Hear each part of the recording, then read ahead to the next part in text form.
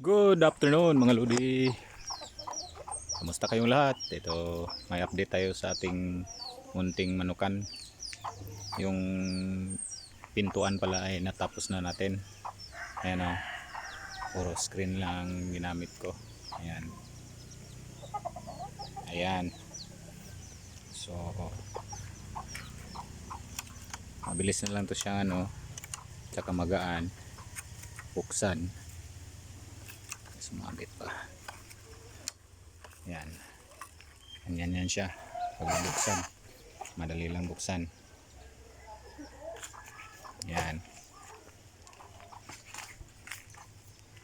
Hirap din gumawa niyan dahil kung nga lang mag-isa, lagyan ko na lang mga tali na lang. Tagal-tagal din naman siguro maano yan. Tapos itong net na to di pa talaga nasolusyonan. Di pa ako nakabili ng nung makapal-kapal yung pang ibaba. Dahil nga short yung yung net. Ito namang Madrid Agua, ito nabubuhay na. Yan, Madrid Agua din yan. Yung mga kahoy.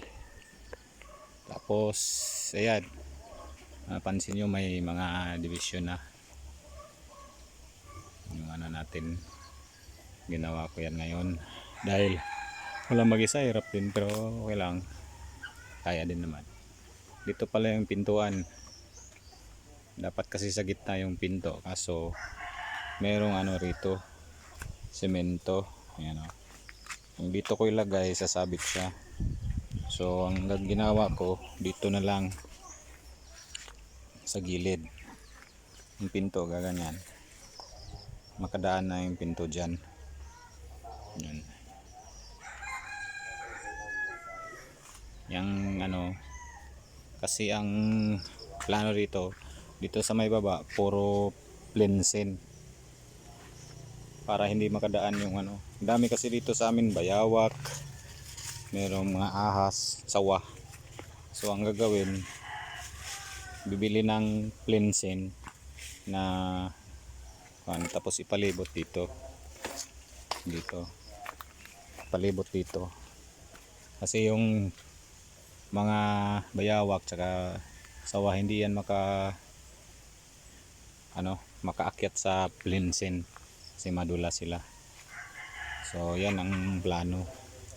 Tapos itong kasi naubusan na ng slab na ng niyog, dinagdagan ko na lang ng kawayan. Ayan, kasi bukod sa safety sila, yung plinsin para safety sila sa mga pero yung itong malaki-laking giwang para maganda din yung ventilation, kasi yung mga manok kailangan nila ng maganda yung ventilation para hinga sila ng maayos.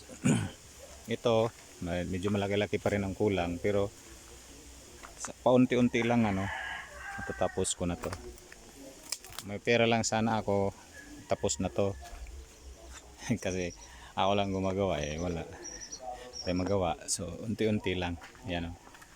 Ang purpose nito bakit baliktad, kasi yung katagalan itong kawayan na to magkaroon ng kung sa Bisaya bukbuk. So yan, baliktad para doon ang bukbuk papasok sa labas. Yan. Itong dito lagayan ng mga yung pugaran ng manok para dito silang itlog. Ito naman lagyan ng lagyan natin ng cover yan. Yung plinsin hanggang dito, yung kalahating mga 2 feet. Kasi ang gagawin ko, isang plinsin gawin kong dalawa, hatiin ko bali. Kasi dito lang naman dadaan yung mga ahas tsaka bayawak. So di kailangang buo plinsin. Pero kung may pera lang sana, buong plinsin talaga lagay ko. Mas mahaba, 4 feet. Para talagang hindi makakyat yung mga ito. So dito yung magiging yung nila. Makikita nyo to pag matapos na. Dito sila matutulog. Mayroong dito. Gagawan ko ng yung kahoy lang tsaka o kaya kawayan. Kasi gusto nila yun eh. Na doon lang sila magano yung matulog pag gabi na. Ito yung mga ano to eh, halibon, no? Ayun ang pangalan nito. Hindi ko tinatanggal kasi magkakain din naman siguro yung manok dyan. Yan. So unti-unti pag nagkagawa ako ganyan, update ko lang kayo. Yan, matibay ito pagkaano kasi yan. Pagka talaga wala tayong pangbayad sa panday, mapilitan kang marunong maging marunong, mapilitan kang gumawa. Ayan. Kaya ang ginagawa ko yan, ako nang gumagawa na lang. Wala tayong pangbayad eh. Matibay na to eh. Dito yung magiging pintuan niya. Plano ko ano na lang, simili na lang nakawa yung gagamitin dyan sa pinto para hindi mahirap. Ayan.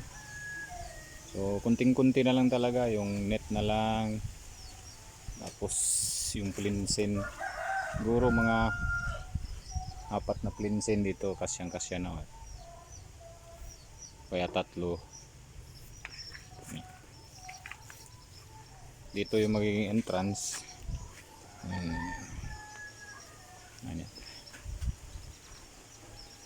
Dito hanggang dito. Hindi na ako sasabit kahit dito 6 feet to eh. Ginawa ko 6 feet. So kahit matangkad ka, easy lang dito yung ano, pasok mo. So tingnan nyo yun, nakasabit pa lang to kasi kulang pa nga. Yan. Itong pinto, magandang pagkaano nito, pagkagawa. Ako lang din gumawa, ako lahat gumagawa nito. Kasi wala tayong pambayad sa panday. Marami namang panday rito pero wala tayong pambayad. So tayo na lang gagawa. Ayan. Gagawan pa ito ng, siguro kadena na lang ilagay ko rito parang pang-lock. Kadena. Ayan, makikita niyan.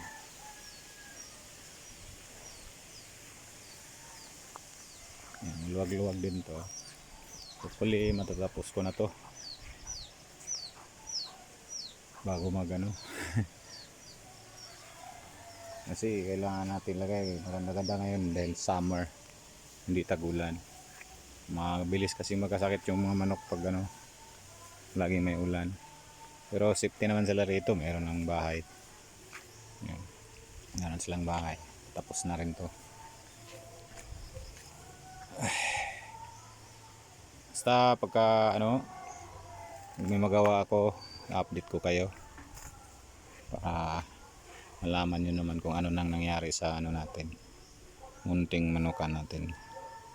Ito ibabaguhin ko to kasi parang mali ito, hindi maganda yung ano itsura. Papasok na lang natin siguro yung ano doon, yung kasi mahirap ilagay yung ito dito na lang sa loob ko na lang. Kaya pwede rin naman ganyan eh, kung plinsin naman gagamitin, susunod naman na yung plinsin na yan. So hanggang dito na lang muna tayo mga kaludi, at maraming salamat sa mga nanood. Kung bago ka pa lang sa channel ko, subscribe na lang, tsaka follow na rin ang ating Facebook page, pareho lang naman pangalan, Mr. Giver, para updated naman kayo sa ano ko kung nagustuhan nyo to. Maraming salamat sa inyo Lodi, at ingat kayo lagi. I love you all. Thanks for sharing. Bye bye.